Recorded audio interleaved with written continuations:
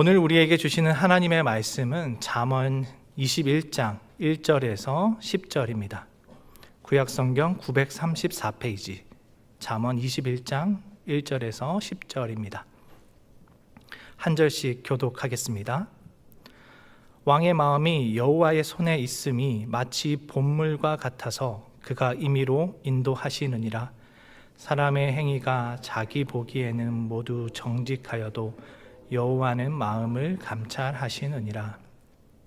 공의와 정의를 행하는 것은 제사 드리는 것보다 여호와께서 기쁘게 여기시느니라.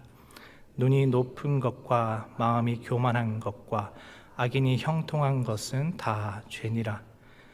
부지런한 자의 경영은 풍부함에 이를 것이나 조급한 자는 궁핍함에 이를 따름이니라. 속이는 말로 재물을 모으는 것은 죽음을 구하는 것이라. 곧 불려다니는 안개니라. 악인의 공포는 자기를 소멸하나니 이는 정의를 행하기 싫어함이니라.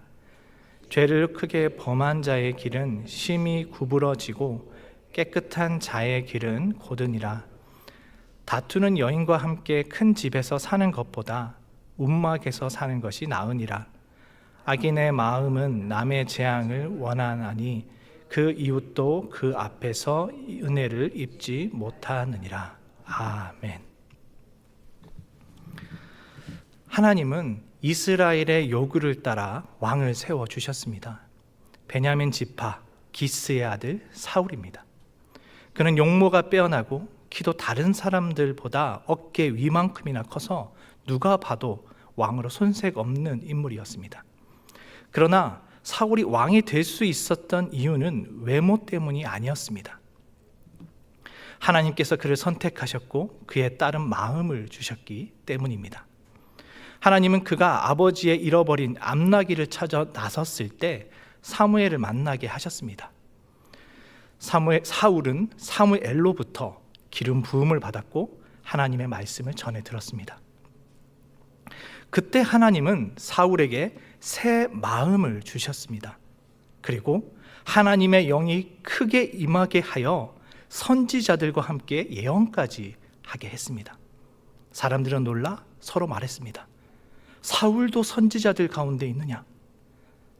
이처럼 하나님은 왕의 마음을 만지셨고 세우셨습니다. 1절입니다. 왕의 마음이 여호와의 손에 있음이 마치 봇물과 같아서 그가 임의로 인도하시느니라. 하나님은 왕의 마음을 인도하십니다. 어느 시대도 어떤 강력한 왕이라도 마찬가지입니다. 하나님의 주권 아래 있을 뿐입니다. 이를 비유하자면 봇물과 같습니다. 봇물이란 물기를 내는 수로를 뜻합니다. 고대 근동 지역에는 강이나 호수에서 흘러나오는 물을 토양에 공급하기 위해 도랑을 팠습니다. 물은 수로를 통해 농부가 원하는 곳으로 흘러갔습니다. 물기를 주관하는 이가 농부이듯 왕의 삶과 마음은 하나님의 손 안에 있습니다. 왕의 시작과 끝, 세움과 버림 모두 하나님의 주권 아래 있습니다. 하나님이 뜻하시면 이루어집니다. 때로는 둘러가는 듯 하여도 하나님이 기뻐하시는 대로 흘러갑니다. 이스라엘의 왕이 된 사울은 하나님 앞에 정직하지 못했습니다. 아말렉과의 전투에서 하나님은 말씀하셨습니다. 양과 소, 사람을 포함한 모든 것을 진멸하라. 그러나 사울은 명령을 온전히 따르지 않았습니다. 아말렉 왕 아각을 살려 포로로 끌고 왔고 가축들 중 가장 좋은 것은 죽이지 않고 따로 남겨두었습니다.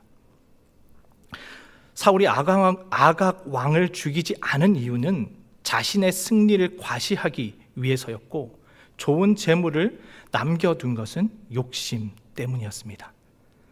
사울은 그를 꾸짖었습니다. 왕이시여, 제게 들리는 소리가 무엇입니까? 사울은 하나님께 가장 좋은 것들을 남겨 하나님께 제물을 드리려고 한 것뿐이라고 변명했습니다. 2절입니다. 사람의 행위가 자기 보기에는 모두 정직하여도 여호와는 마음을 감찰하시느니라. 사람은 자기 자신을 정당화하는 데 능숙합니다. 나는 좋은 의도였어. 하나님을 위해 한 거야. 다른 사람들도 다 그렇게 해. 라고 말하며 자신을 합리화합니다. 그러나 그들은 자기 자신을 잘 알지 못합니다.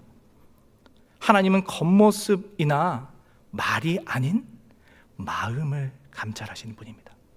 사람이 보기에 옳아 보여도 하나님 앞에 정직하지 않으면 불순종입니다. 여기서 감찰한다라는 말은 저울질하다라는 말로도 번역 가능합니다. 하나님은 우리의 마음을 달아보십니다. 진정으로 하나님께 향해 있는지, 아니면 다른 곳에 머물고 있는지. 굳이 말하지 않아도 하나님은 다 압니다.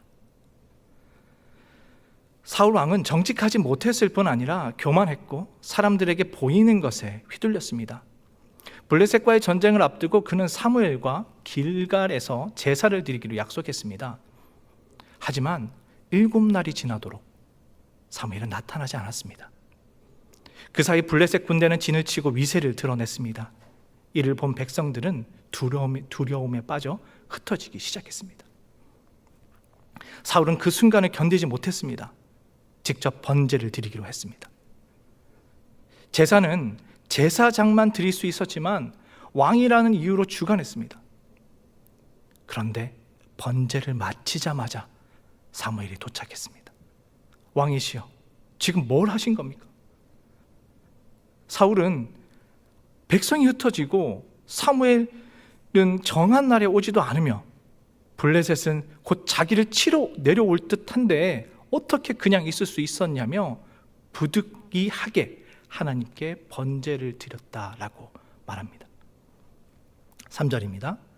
공의와 정의를 행하는 것은 제사 드리는 것보다 여호와께서 기쁘게 여기시느니라. 제사를 드리는 것이 중요한 것이 아닙니다. 하나님이 기뻐하는 바 공의와 정의를 행하는 것이 필요합니다. 여기서 기쁘게 여기시느니라는 선택하다라는 말로도 번역 가능합니다. 제사보다 공의와 정의를 행하는 것이 주님께 더 나은 선택입니다. 4절입니다. 눈이 높은 것과 마음이 교만한 것과 악인이 형통한 것은 다 죄니라. 교만하여 자신의 위치를 벗어나는 것, 하나님을 하나님으로 섬기지 않는 것은 모두 죄입니다. 악인의 형통도 동일합니다. 여기서 형통은 원어로 보면 니르인데 쟁기질, 등불로 번역이 가능합니다. 이것을 등불로 보면 악인의 등불은 죄다가 됩니다. 악인의 삶 그 자체가 죄라는 뜻입니다. 쟁기질로 보면 악인의 쟁기질은 죄다가 됩니다. 이것은 농업적 이미지로 악인의 삶의 방식과 준비를 나타냅니다. 곧 악인의 형통음을 죄로 규정하고 있습니다. 5절입니다. 부지런한 자의 경영은 풍부함에 이를 것이나 조급한 자는 궁핍함에 이를 따름이니라. 여기서 조급함은 단순히 빨리 무언가를 이루려는 마음을 넘어 목적을 위해 수단과 방법을 가리지 않는 태도를 의미합니다. 하나님이 원하시지 않는 방법입니다. 일반적으로 부지런함의 반대말은 게으름이라고 합니다. 하지만 여기서는 게으름이 아니라 조급함입니다.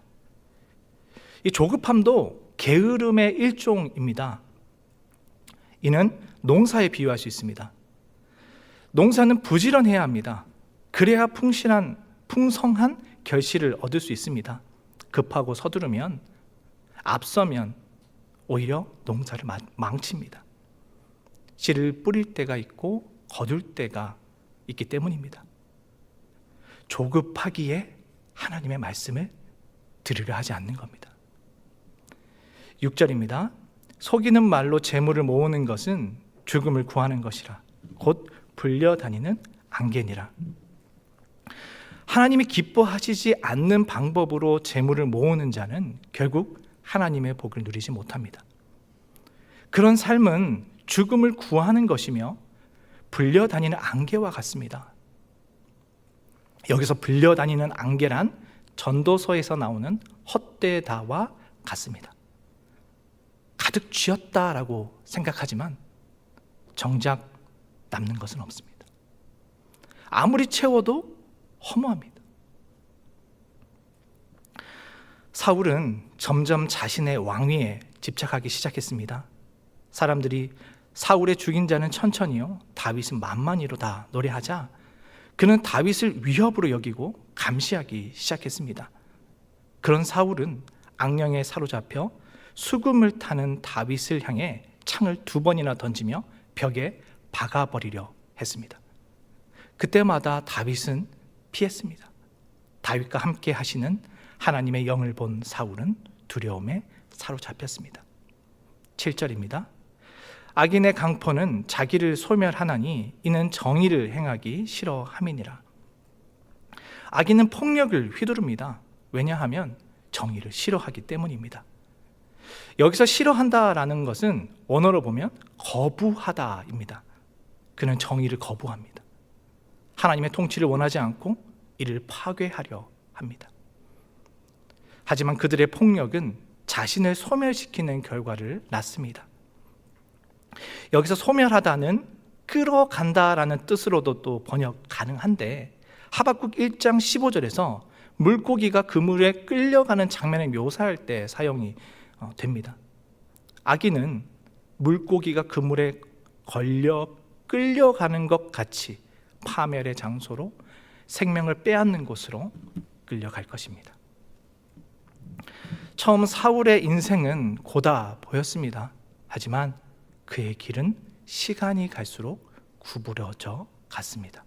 죄를 지으면 지을수록, 하나님과 멀어지면 멀어질수록 그가 처음 서 있던 출발점은 보이지 않을 만큼 아득해졌습니다.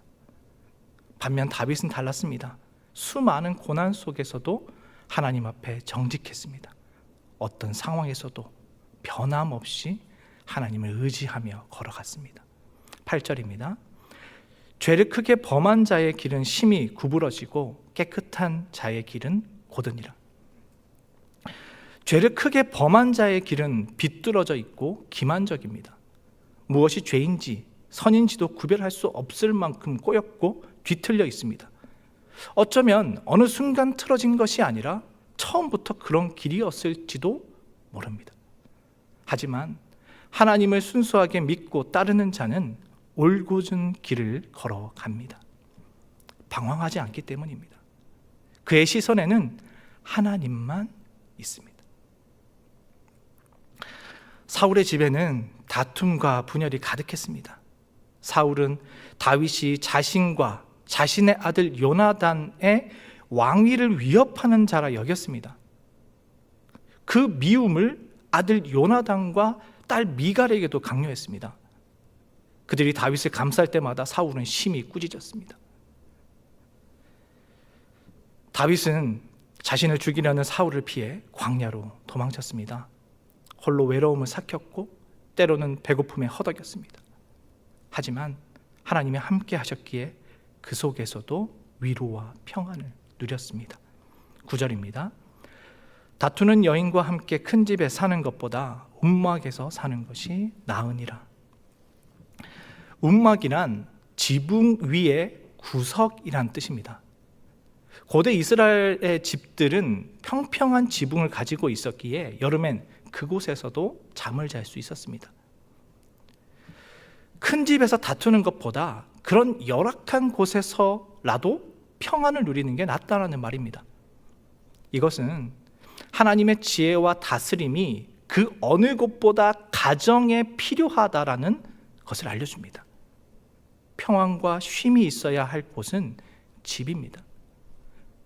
그곳에 다툼과 불화가 가득하다면 지옥과 같을 것입니다. 하나님이 가정을 다스리고 주인이 되어야 합니다. 사울은 다윗이 재앙을 당하기를 소원했습니다. 다윗이 블레셋과 싸우러 갈 때마다 속으로는 그가 죽기를 바랐습니다. 사울이 다윗을 죽이고자 결단한 후에는 그를 막는 사람을 모두 방해꾼이자 적으로 여겼습니다. 그는 다윗을 감싸는 자들에게 분노했습니다. 아들 요나단도 딸 밀갈도 예외가 아니었습니다. 다윗이 도망하여 숨어 다니자 그가 숨는 곳을 알려주는 자에게 상을 주었고 감싸는 자는 죽이기까지 했습니다. 10절입니다. 악인의 마음은 남의 재앙을 원하나니 그 이웃도 그 앞에서 은혜를 입지 못하느니라. 자기 자신밖에 보이지 않는 자들은 남의 아픔에 무관심합니다. 자신의 이익과 목적을 위해서는 남을 짓밟는 것도 서슴지 않습니다. 그 앞에서는 언어로 보면 그의 눈 안에입니다. 곧 악인의 눈 안에는 국률의 눈빛조차 발견되지 않는다는 겁니다. 그들에게 은혜를 바라는 일은 어리석은 일입니다. 악인들은 항상 악을 갈망하기 때문입니다. 우리는 흔히 자신을 가장 잘 안다고 생각합니다. 그러나 실제로는 그렇지 않습니다. 우리의 내면을 완전히 아시는 분은 오직 하나님 뿐입니다. 하나님은 우리의 마음과 동기, 생각을 다 아십니다. 그 앞에서 숨길 수 있는 것은 아무것도 없습니다. 그러므로 우리는 하나님 앞에서 자신을 정직하게 점검해야 합니다. 우리의 마음은 지금 어디를 향하고 있는가? 무엇에 끌리고 있는가? 누가 우리의 마음을 붙잡고 있는가? 과연 우리는 마음을 어디에 내어주고 있습니까? 죄는 스스로에게 지나치게 관대해지는 것으로부터 시작됩니다. 이 정도는 괜찮아. 이 정도는 괜찮아. 하면서 자신을 합리화시키는 겁니다. 자기를 기준으로 삼는 삶은 아무리 옳아 보여도 결국 무의미합니다. 그것은 눈 가리고 아웅하는 것과 다를 바 없습니다. 아무리 겉으로는 의로워 보여도 속은 이미 썩었고, 겉으로는 평안해 보여도 결국은 허무로 끝이 납니다. 자기밖에 남지 않은 세상에 무엇이 있겠습니까? 거짓과 교만, 죽음과 폭력, 허무와 왜곡된 길만 남습니다. 그리고 그 끝에는 생명이 없습니다. 하나님이 중심이 되면 다툼이 멈춥니다. 교만과 비교, 경쟁이 사라집니다. 우리의 가정도 마찬가지입니다. 가정에 하나님의 지혜와 다스림이 살아 숨쉴 때 평안합니다. 하나님의 다스림을 인정하는 사람은 그 하나님의 나라를 품기 때문입니다. 그리고 그들은 하나님의 때를 가장 선하고 아름답다라고 믿습니다. 그들의 기준이 아니라 하나님의 기준으로, 자신의 뜻이 아니라 하나님의 뜻으로 살아갑니다. 그러면 조급했던 시간이 하나님의 시간으로 바뀌고, 절망과 혼란의 환경이 소망과 평강으로 변화됩니다. 우리의 눈 안에 하나님의 다스림이, 지혜가 있었으면 합니다. 돌고 돌아서라도 하나님 앞에 서기를 바랍니다. 그것이 방황의 끝이자 새로운 시작입니다. 기도하겠습니다. 하나님 아버지, 우리로 거룩하게 살아가게 하옵소서. 욕심에 눈이 멀어 앞을 분간하지 못하고 겉모습만을 치장했던 우리였다면 다시 회개하며 서게 도와주옵소서. 이를 위해 하나님께 부르짖게 하시고, 나아가 말씀을 듣는 침묵의 시간을 가지게 하옵소서.